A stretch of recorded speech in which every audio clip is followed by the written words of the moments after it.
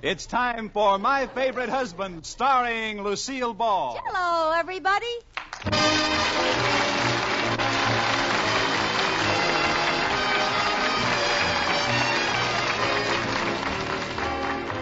Yes, it's the Gay Family series starring Lucille Ball with Richard Denning, transcribed and brought to you by the Jell-O family of desserts. J-E-L-L. Oh, the big red letters stand for the Jell-O family. Oh, the big red letters stand for the Jell-O family. That's Jell-O. Yum, yum, yum. Jell-O puddings, Yum, yum, yum. Jell-O tapioca puddings, yes, sirree. And now, Lucille Ball with Richard Denning as Liz and George Cooper, two people who live together and like it.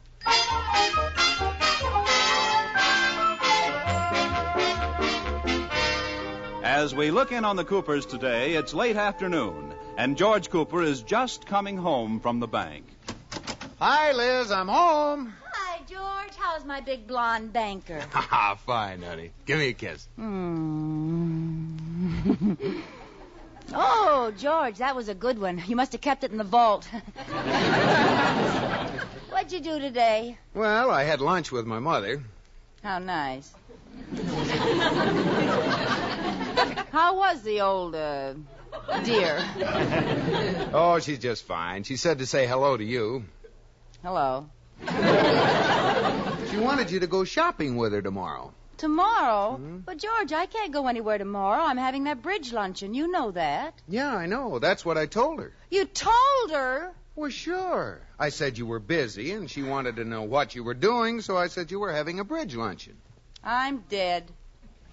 What do you mean by that? What'd you have to tell her for? Now she'll want to come to it. Oh, she will not. She will, too. She always wants to come to whatever I'm having, no matter how small it is. Whenever Katie and I sit down for a cup of tea, I expect to see your mother come barging in wearing white organdy with her pinky cocked.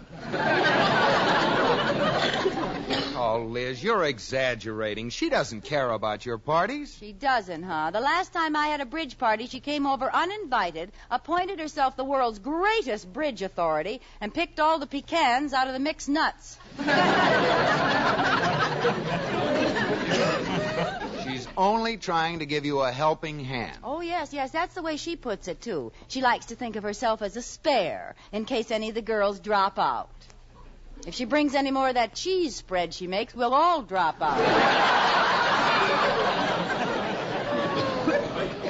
Well, if you're going to be smart. Well, I don't mean to be, dear, honestly. It's just that she doesn't fit in. I'm having 2 tables of bridge, 8's company and 9's a crowd. Well, you're probably getting all upset about nothing. Mother won't even want to come to your party.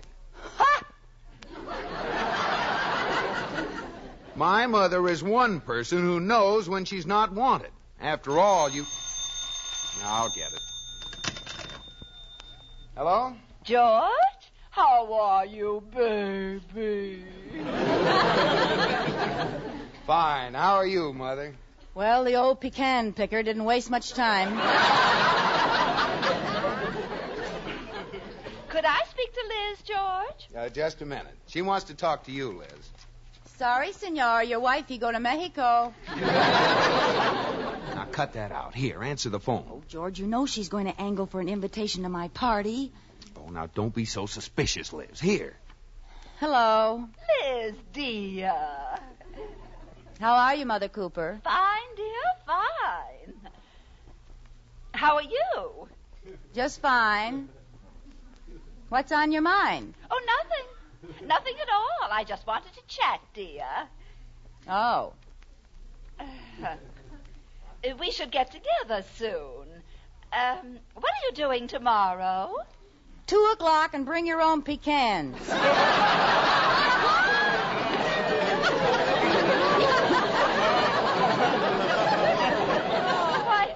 Why, whatever are you talking about? I'm having a bridge luncheon tomorrow. A bridge luncheon? Well, this is a surprise. Yeah, uh-huh. And you're inviting little old me?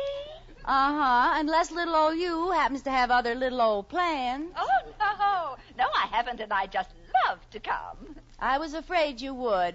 What? I was afraid you would have other plans and wouldn't be able to make it.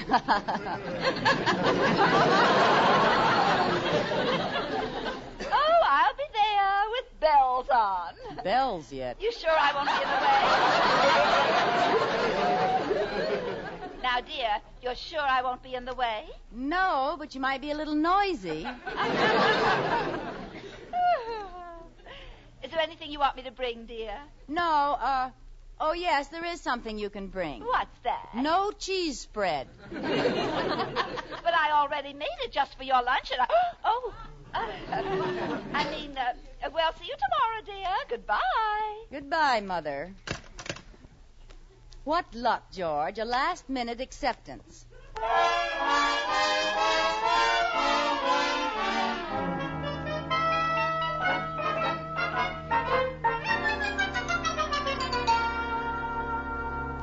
Katie. Yes, Mrs. Cooper. Katie, I'm going to be too sick tomorrow morning to eat breakfast. Oh, that's a shame. What's going to be wrong? Well, I haven't decided yet.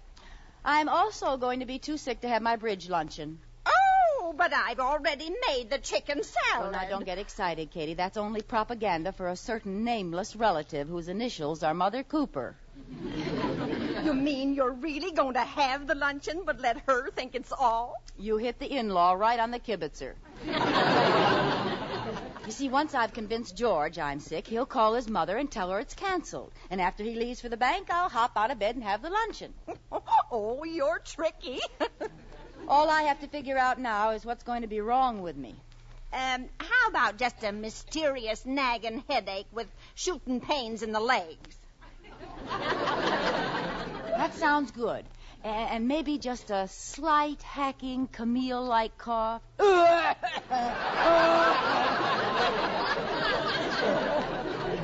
You poor thing.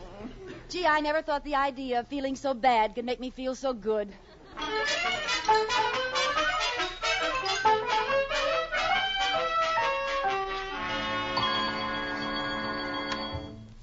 Liz. Hey, Liz, it's 8 o'clock. Don't you think you ought to be getting up? Liz.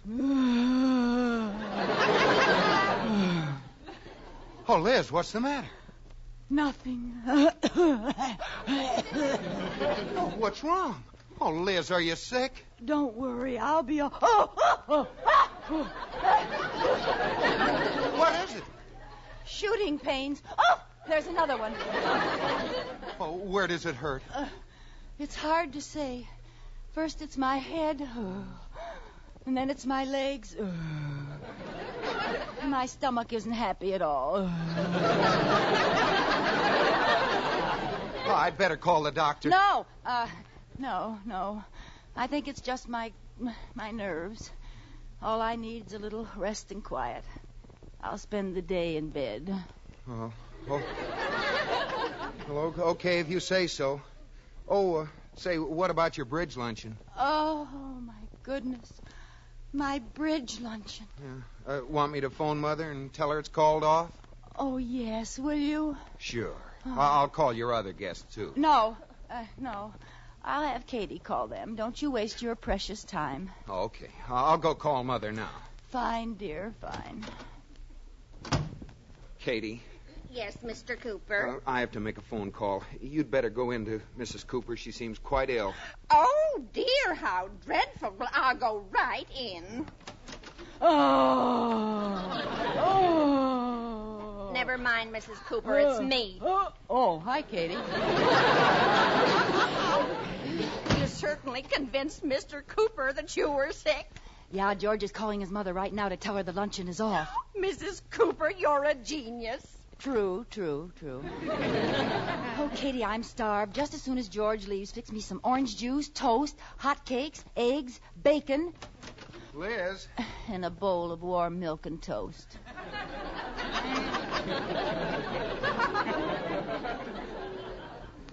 Aw, poor little thing. Doesn't even want a decent breakfast. No. I told Mother about your canceling the luncheon. Oh. Yeah, she said to tell you she was terribly sorry you weren't feeling well. No, I hope I didn't upset her day. Oh, no. She's coming over to be your nurse. No! Liz, what's the matter? I just had a relapse. Oh.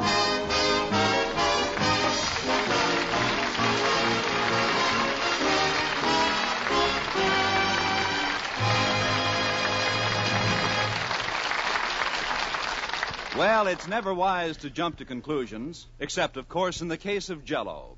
And here's a wonderful warm-weather Jell-O treat called Raspberry Snow.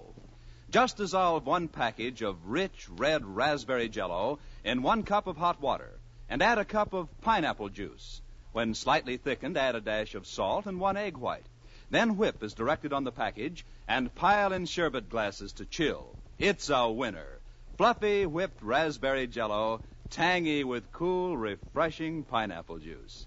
And say that raspberry Jell-O tastes even better than ever, 'cause the flavor's been made even richer. Yes, even more fruit-like and tempting. All 6 delicious Jell-O flavors are chock full of locked-in goodness that makes you think of the real ripe fruit. Strawberry, raspberry, cherry, orange, lemon, and lime. Guess that's why Jell-O is America's favorite gelatin dessert. That name, Jell-O, is a registered trademark of General Foods. Jell-O. And now back to Lucille Ball in My Favorite Husband.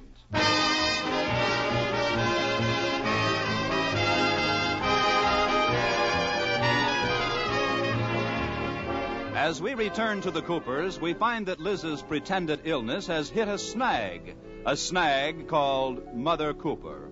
Right now, George is just leaving for the bank. Oh, gee, honey, I hate to leave you, but my mother will be here pretty soon. You'll be in good hands. Yeah, good hands. Well, bye, dear. Bye. I'll call you from the bank. Katie! Katie, isn't my breakfast ready yet? I'm bringing it in right now. Oh, good. And for heaven's sake, take this bowl of warm milk and toast away. Well, you ate quite a bit. I couldn't help it. George fed me with a spoon. He didn't. He did. He acted like a mother robin feeding its young. I was afraid if I opened my bill too wide, he'd put a worm in it. Mrs. Cooper, tell me something. I've never had warm milk and toast. How does it taste? Like hot cotton in white shoe polish.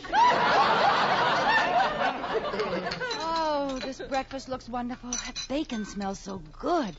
And these hot cakes are just dreamy. Oh, am I hungry? Oh, there she blows. Mother Cooper, girl nurse. Quick, I'll get this breakfast out of here. Oh, wait, at least give me one good smell. Oh, delicious. I'll let her in. Okay. Good morning, Katie. How's my sick girl? She's not so good. Well, I'm going right into her. Liz, dear, how are you feeling? Hello, Mother Cooper. Oh, now tell Mother just what seems to be the trouble. I don't know what it is, Mother Cooper. I seem to have picked up a little cold. A cold? Yeah. But George said on the phone your stomach was upset. Oh, well, that too. But I'm pretty sure it's just a cold. So why don't you just go on home? Go home? Mm-hmm. When you're sick and need me? Why, that's what relatives are for. So that's it.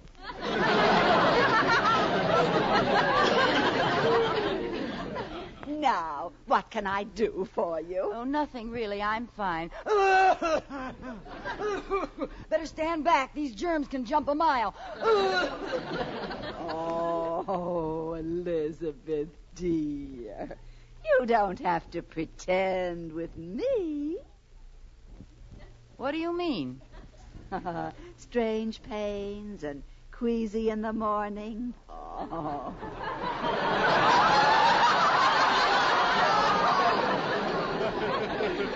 I was a mother once myself. Oh, now, just a minute. Oh, I understand you're wanting to keep it a secret, but not from Grandma. Oh, no. Look, I'm not what you think I am. Come on, tell Grandma. If you keep saying that, I will be sick. I have a cold. Of course you do, dear. Your nose isn't red and your eyes are bright, but if you say so, you have a cold. Look, Mother Cooper, I said I was sick because you...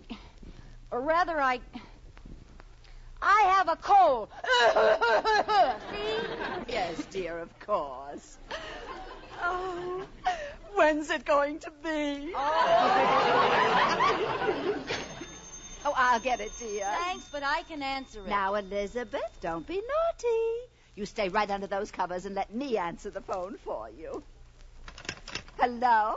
Hello, Liz? This is Mrs. Cooper Sr. Elizabeth can't come to the phone right now. She's a little under the weather. If that's Iris, I want to talk to her. This is Iris Atterbury. What's wrong? Well, Mrs. Atterbury, she says she has a cold. Mother Cooper, give me that phone. Says she has a cold. What do you mean? Well, confidentially, this house is soon going to hear the patter of little feet. Really? Yeah.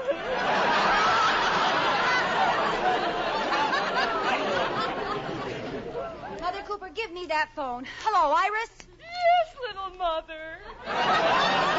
Now stop that. Mother Cooper is mistaken. All I have is a cold. You believe me, don't you? Of course I do, girl. Well, that's better. Tell me, Liz, what do you want, a boy cold or a girl cold? Oh, Iris, not you too. Oh, Liz, I can't tell you how thrilled I am. I know how you and George have always wanted a cold.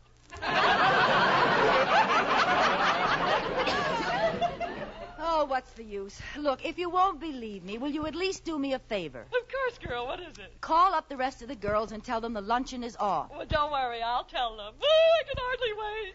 Now listen here, Iris Atterbury. Don't you worry about a thing, Mommy. Iris, wait. Oh, she hung up. I hope you're satisfied. You ruined everything. Well, we'll have to learn to expect this, crying for no good reason.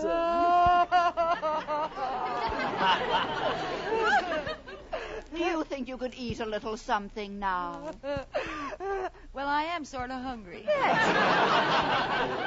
That's a good girl. You've got to keep up your strength. Remember, from now on, you're eating for two. So far, I haven't been able to eat for one. Well, we'll change that right away. I'll go out and fix something nice and nourishing. What would you say to a big bowl of toast and warm milk? Good.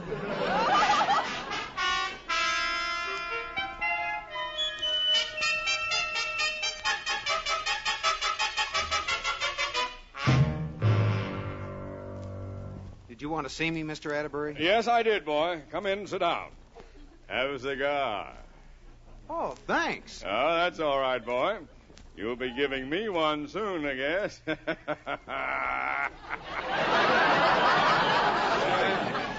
Congratulations, boy. What for? Oh, now, let's not be blasé. It isn't every day that you become a father. Oh, that's true. It isn't every day that I become a father. Oh, yes, boy. Liz just told Iris a few minutes ago. She's going to be a mother. A mother? Yes, she's expecting a baby. A baby? You've got the sequence: father, mother, baby. Gosh, I better call Liz. She knows about it. Oh, yeah. I'm going to be a father. Now, sit down, boy. Okay. It's easier if you use a chair. Oh, me, a father. Here, Mr. Atterbury, have a cigar. Oh, thanks. Thanks, boy. Just happens to be my brand. Oh, that's right. You gave it to me, didn't you? Oh, gosh, I'm so nervous. I don't know what I'm doing. Oh, I understand, boy. This is a big event. I can't tell you how pleased I am. Here, have a cigar. Wait, I got a new one. This one's coming unraveled.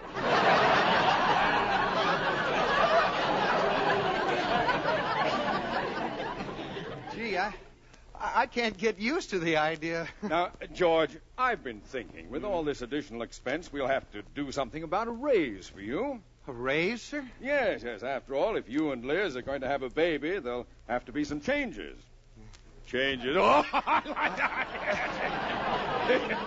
I like that one, Jane. Oh, gee, that's awfully nice of you, Mr. Atterbury. I can certainly use some extra money. Yes, well, why don't you take the afternoon off and go home and be with Liz, Father? Oh, gee, thanks. And I'll go with you. You will? Certainly. After all, I'm the child's godfather. And on the way over, we'll stop and get the boys some toys. Now, let's see. A baseball bat, some boxing gloves, an air rifle, and a little chemistry set. Oh, that's a swell idea, Mr. Atterbury. Oh, gee, I can hardly wait to see Liz. Oh, gosh, I'm going to be a baby. I mean a father.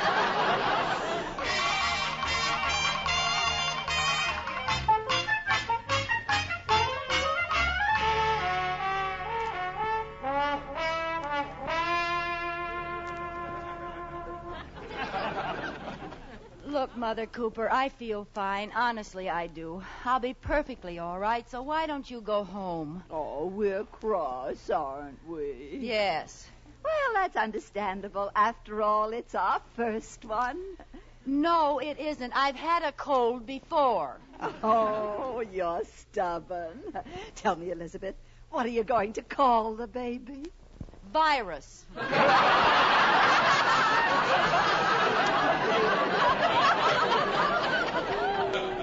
Well, if it's a girl, I won't be unhappy if you want to name her after me. Oh, I don't think I'd ever name a little girl Budinsky Cooper. It doesn't matter what you say, Elizabeth. You can't make me mad. Mother Cooper, I was hoping I wouldn't have to say this, but I'm going to tell you the whole truth about this sick routine. Yes, dear. You see, I had this bridge luncheon planned. Yes, dear. And then you called and you wanted to... Where's the little mother? Iris, the luncheon's called off. Well, I know it is, girl. But we all came over anyway. The rest of the girls are out in the car. What for? We're giving you a baby shower. No! Oh, a shower. Oh, how sweet. I'll go out and tell the other girls to come in. Iris, wait, hold it. Huh? Sit down. You too, Mother Cooper. I want to tell you something. Yes, honey? I am not going to have a baby. Yes, dear. Of course not, girl. I mean it. I'm not. Liz, girl, congratulations. Oh, honey, why didn't you tell me? What have they done? Put this in skywriting? Oh, Liz, you should be lying down. Stand back, everyone. Give her air. Somebody go get some boiling water.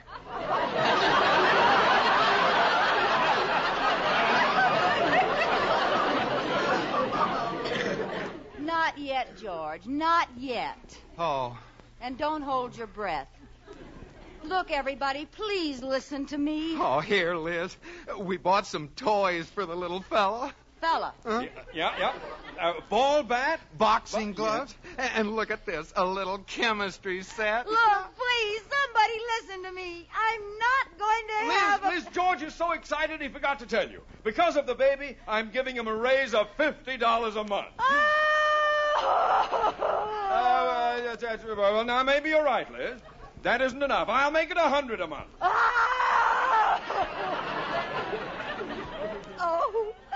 Oh, I'm going to be a grandmother. I'm going to be a godfather. I'm going to be a godmother. I'm going to be a father. I pass.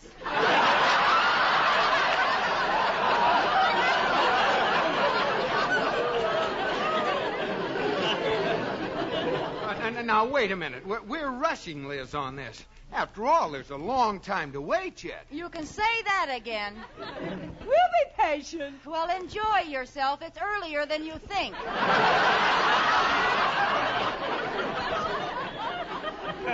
Yeah. And in the meantime, I'll just put that $100 a month in the bank under the baby's name. Just think, Liz, when our baby is born, he'll be worth hundreds of dollars. Maybe thousands. What? In fact, George, don't be surprised if I give birth to a millionaire.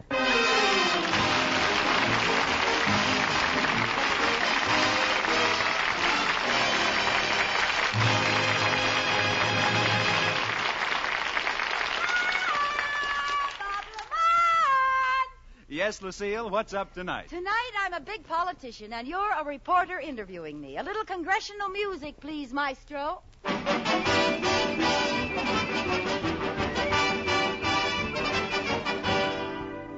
How do you do? I'm from the Evening Gazette. I understand you're running for Congress. That's right, Sonny. Foghorn's the name. Honest Abe Foghorn, 100% American. Well, tell me, Honest Abe, what is your platform? I'm glad you asked that, Sonny. If I'm elected to Congress, every American citizen will have a chicken in every pot and a box of Jell-O in every garage. A box of Jell-O in every garage? If I'm elected, I promise that there'll be 6 delicious flavors: strawberry, raspberry, cherry, orange, lemon, and lime.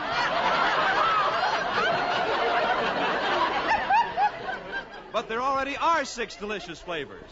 You can't promise the voters something they already have. You're new in politics, aren't you, Sonny? Now, my worthy opponent recently said that I didn't know what Jell-O made you think of. That's an untrue. I know what Jell-O makes you think of. It makes you think of the real ripe fruit itself.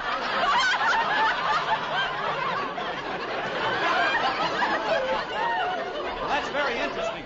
Now, how do you feel about the situation? And another thing, who was it who got the flavor locked in so I can't get out till your first delicious spoonful? Who? I ask you, who? Who? I don't know.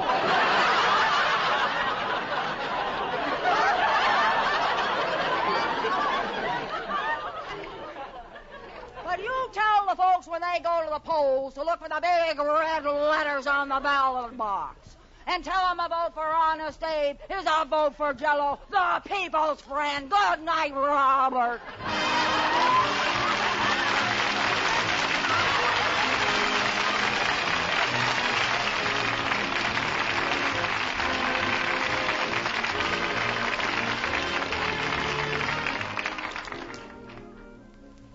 Friends, the week of May 21st through May 27th marks an important yearly event, World Trade Week. We call this to your attention because world trade is not just a phrase to skip over in the paper. It means something in the lives of every one of us. For one thing, when the products manufactured in your hometown are sold abroad, this maintains employment in your community. But two-way trade is equally important because the United States must import in order to make dollars available to the nations which purchase our exports. This two-way trade is important to national economy, and it's important to world peace, the goal of every American.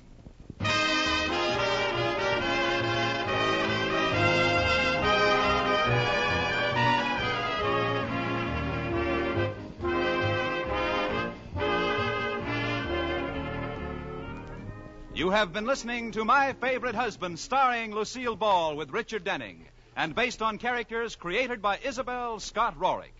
Tonight's transcribed program was produced and directed by Jess Oppenheimer, who wrote the script with Madeline Pugh and Bob Carroll, Jr. Original music was composed by Marlon Skiles and conducted by Wilbur Hatch. The part of Katie, the maid, was played by Ruth Parrott.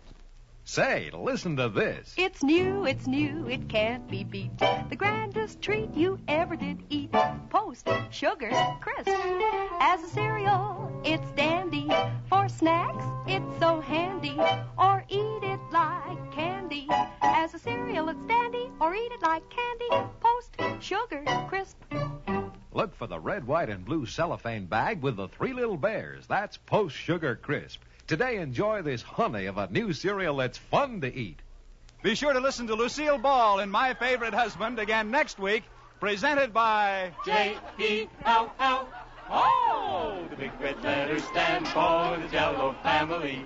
Oh, the big red letters stand for the Jell-O family. That's Jell-O. Yum, yum, yum. Jell-O puddings. Yum, yum, yum. Jell-O tapioca puddings. Yes, sirree. Bob Lamont speaking.